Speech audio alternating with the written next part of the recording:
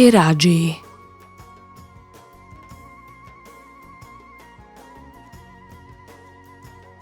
Кираџии биле оние кои го прифаќале транспортирањето на стоката и се задолжувале за договорена награда навреме да ја пренесат стоката на означеното место.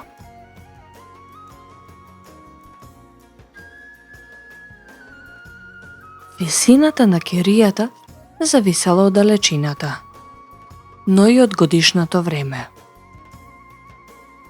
На тоа не упатува варирањето на кираџиската цена, но кога се работело за иста далечина, зависно од конкуренцијата.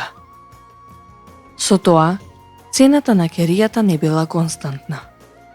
Така, на пример, според една таблица од 1851 година, за употреба на коњот на релација Скопје-Солун, цената изнесувала 60 до 70 пијастери, додека пак од Солун до Белград 70 до 80 пијастери.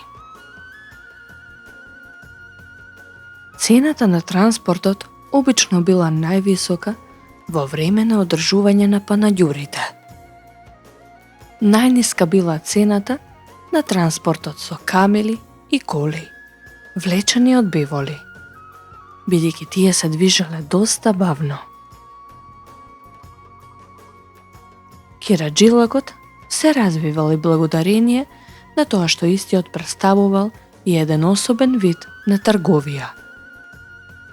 Така, на пример, долгите карвани покрај градовите до Скадар и Драч ги посетувале сите занаечиски и трговски центри на Егејското море, а често и во Србија, Бугарија, па дури и Босна.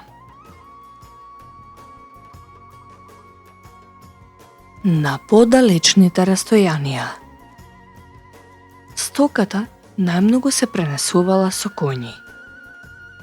Коњите биле најбрзото сувоземно сообраќајно средство до 19 век. Тежината на еден коњски товар изнесувала од 100 до 150 килограми. Сите кираџии обично биле вооружени, така што секогаш со карванот одела придружба од 20 до 80 луѓе.